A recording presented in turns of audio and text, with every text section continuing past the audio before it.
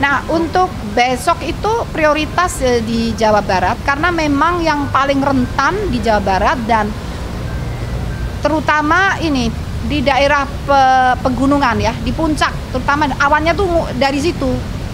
Jadi dan kan nanti bisa jadi sumber banjir untuk ke hilir juga, tidak hanya kena Jawa Barat tapi juga bisa mengalir ke arah utara ke DKI ya.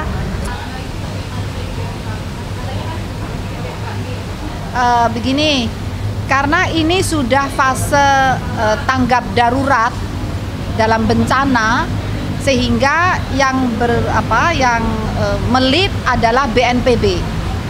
Jadi modifikasi cuaca untuk tanggap darurat dilaksanakan BNPB, tapi kami terlibat untuk mendukung, terutama teknologinya dari BMKG. Yaitu kami ada deputi khusus modifikasi cuaca dan perakiraan cuaca, jadi cuacanya atau lokasinya harus dimodifikasi di titik mana, di zona mana, itu yang menentukan BMKG. Nah, jadi ini kan prediksi sampai tanggal 11 itu kan curah hujan relatif masih cukup tinggi dan lahannya di kawasan atau di area yang rawan banjir dan longsor ini kan sudah rentan ya, sudah daya dukung kapasitasnya untuk menerima hujan itu sudah sangat lemah. Sehingga kami tadi dikoordinasikan oleh Bapak Menko PMK bersama Kepala BNPB dan kami BMKG akan melakukan modifikasi cuaca. Konsepnya adalah menghalangi atau awan-awan yang harusnya bergerak bertiup ke area yang rawan itu dijatuhkan sebelum masuk ke area rawan. Jadi dijatuhkannya misalnya masih di laut. Jadi tidak dijatuhkan di darat. Nanti banjirin yang di darat, ya kan? Jadi dijatuhkan di waduk atau di laut. Itu konsepnya seperti itu. Karena kalau di darat nanti banjir di tempat lain. Nah, kenapa begitu? Kalau tidak diturunkan di sebelumnya, maka awan-awan itu akan menggerombol berkumpul seperti yang kemarin terjadi itu kan kumpulan awan hujannya itu kalau kita lihat dari satelit luasnya itu jadi awan tuh hampir seluas wilayah Provinsi Jawa Barat. Jadi Provinsi Jawa Barat itu dari satelit itu udah tertutup awan gitu. Bahkan sampai ke Lampung, Palembang itu. Jadi jangan sampai awan tuh tumbuh sebanyak itu sehingga masih datang sedikit turunkan di laut, datang sedikit turunkan di waduk atau apa. Jadi konsepnya seperti itu. Mohon doa agar dapat berhasil. Rencananya ya dicoba dulu sampai tanggal 8. Bapak Kepala BNPB menyampaikan demikian dan nanti kami evaluasi bersama. Begitu.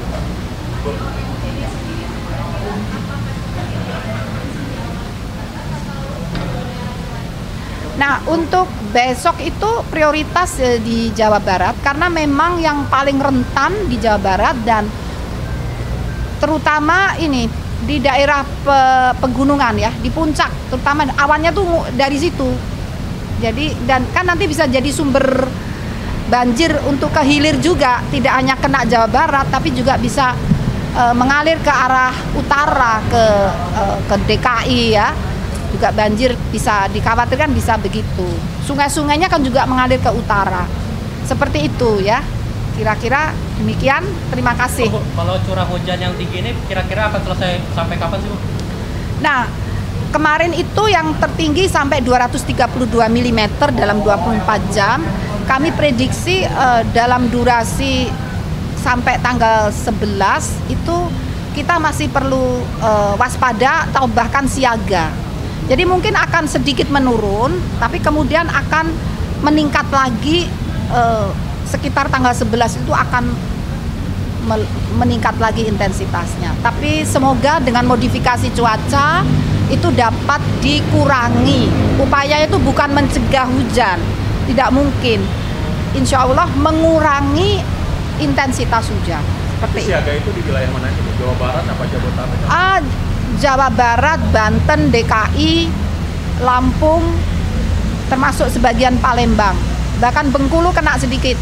Ya, seperti itu. Mohon doanya agar semuanya dapat termitigasi dan tidak ada korban jiwa. Terima kasih. Assalamualaikum warahmatullahi wabarakatuh. Waalaikumsalam. Terima kasih, Bu. Ya, tadi saya jam 12 di Kerawang ya, groundbreaking perumahan buat Polri. Sebanyak 14.400 di Kerawang. Ada yang sudah diserah terimakan tadi berapa ratus, kemudian akan menyusul kemudian total 14.400. Polri itu kerjasama banknya Bank BTN. Kemudian yang kedua, hari Minggu 4 hari lagi, nanti bersama dengan Bapak Kasat Jenderal Maruli, saya akan groundbreaking perumahan buat TNI Angkatan Darat di Serang. Sekitar 5.400 rumah. Sesudah itu kita Bank Mandiri dengan Angkatan Darat, kemudian Angkatan Laut nanti dengan Bank BNI, dan Angkatan Udara dengan BRI. Jadi kita bagilah supaya berjalan dengan cepat. Kemudian kalau yang menyangkut kementerian kami, data dari Tapera mulai 20 Oktober sampai tanggal 3 Maret, rumah subsidi itu 20 Oktober ya, 20 Oktober 2024. Kenapa? Karena di situ Presiden Prabowo dilantik. Sampai 3 Maret sekitar 110.000 rumah yang ada yang sudah diserahkan, ada yang sedang dibangun, ada yang sudah akad kredit, dan ada yang sudah persetujuan bank. Jadi ini totalnya sekitar 110.000. Tahun 2024 kami menyiapkan yang udah ada dananya 220.000 rumah subsidi. Mohon doanya, karena kami diminta untuk kreatif oleh Presiden. Mudah-mudahan dalam waktu dekat nanti Presiden umumkan juga akan ada tambahan kuota, karena memang rumah subsidi ini sangat diminati oleh masyarakat. Banknya juga happy karena kredit macetnya rendah. Nah, tantangan kami adalah dalam soal rumah subsidi dari Presiden ada 2 hal. Yang pertama, bagaimana tepat sasaran. Nah, untuk itu kami sudah berkoordinasi dengan Bappenas dan BPS, karena yang diminta untuk memberikan data adalah BPS. Nah, kita sudah meminta data namanya MBR. MBR itu masyarakat berpenghasilan rendah. Nah, itu masyarakat berpenghasilan rendah itu nanti by name by address dari BPS, supaya tidak ada lagi yang tidak tepat sasaran. Jadi semuanya tepat sasaran. Yang kedua, kementerian kami, saya sudah tugaskan eselon 1 saya, ada 8 orang termasuk saya, untuk mengecek bagaimana kualitas rumah subsidi. Sebagian besar pengembangnya berkualitas dan bagus. Hanya sebagian kecil ya yang seperti kami temukan, contoh di Bekasi, tidak hujan aja banjir. Ya, ada belum setahun lantainya udah naik. Dan banyak lagi contohnya. Ya, tentunya kita diminta untuk memastikan jangan nanti kuotanya meningkat tapi kualitasnya berkurang. Jadi rumah subsidi, perintah Presiden Prabowo juga harus tetap berkualitas. Kemudian kita selama ini kan biasa mendengarkan karpet merah buat investor. Nah, Presiden Prabowo selain buat investor, beliau justru juga mengutamakan karpet merah buat rakyat kecil, buat masyarakat berpenghasilan rendah. Buktinya apa? Buktinya PBG itu dulu IMB. PBG itu dulu bayar, sekarang gratis. Ya, persetujuan bangunan gedung. Yang kedua, BPHTB, biaya asal tanah dan bangunan, dulu bayar tuh 5%, sekarang gratis. Yang ketiga, itu PPN di bawah 2 miliar gratis sampai bulan Juni ini. Kemudian itu yang tadi saya sebut 3 adalah yang tadinya bayar jadi gratis. Kemudian yang 1 yang tadinya lama jadi cepat adalah pengurusan PBG. Tadinya itu ngurus PBG 45 hari. Nah, kemudian saya sudah mengeluarkan kebijakan 10 hari harus selesai. Ternyata luar biasa, kita menemukan seperti di Sumedang, di Subang, di Kota Tangerang, itu bisa sekitar di bawah 1 jam. Bahkan sekitar 2 bulan lalu ya, atau sebulan lalu saya lupa, 2 bulan lalu, saya ke Badung dan ke Gianyar, itu di Badung 17 menit, di Gianyar 14 menit. Itu selesai. Nah, yang luar biasa tadi, waktu saya conference call dengan Kapolda Kalimantan Barat, ternyata di Pontianak itu sudah bisa sekitar 10 menit. Artinya apa? Sudah ada suatu hal yang sangat progresif dalam pelayanan publik di Indonesia. Yang tadinya ngurus izin untuk PBG untuk rumah itu 45 hari, di Pontianak sudah bisa 10 menit, di Bali sudah bisa 17 menit, di Jawa Barat rata-rata di bawah 1 jam. Dan gratis. Inilah yang disebut Presiden Prabowo memberikan karpet merah bagi rakyat kecil. Karena kebijakan ini hanya berlaku buat MBR. Apa itu MBR? Masyarakat berpenghasilan rendah. Artinya kalau dia berpenghasilan menengah dan atas, dia tetap harus bayar. Nah, ini yang saya sampaikan, dan mohon doanya nanti pada waktunya Presiden Prabowo akan menjelaskan bagaimana support dari negara kepada perumahan. Saya tahu, tapi nggak boleh saya ngomong ya. Nanti pada waktunya Presiden yang bicara, karena itu kejutan yang bagus sekali. Itu maksudnya subsidi rumah untuk... Nanti deh ya, itu pokoknya Presiden Prabowo ya. Saya sudah sampaikan karena itu jumlahnya sangat signifikan. Yang bicara itu nanti pada waktunya Presiden Prabowo. Saya ini kan hanya pembantunya, ya hanya menteri ya. Jadi saya juga mesti tahu diri. Nanti pada saatnya diomongin. No comment. Udah. Gimana? Kita tentu akan sama, akan kita selalu bekerja dengan BNPB. BNPB itu udah biasa kerjasama sama kita. Contoh, kita sama kepala BNPB itu sama-sama ke Flores Timur, waktu Gunung Leutobi laki-laki.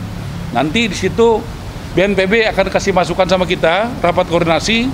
Biasanya kalau jumlahnya tidak terlalu besar, BNPB yang tanganin. Tetapi kalau jumlahnya besar, kami yang menangani. Nanti pemerintah daerah, kalau memang dibutuhkan besar,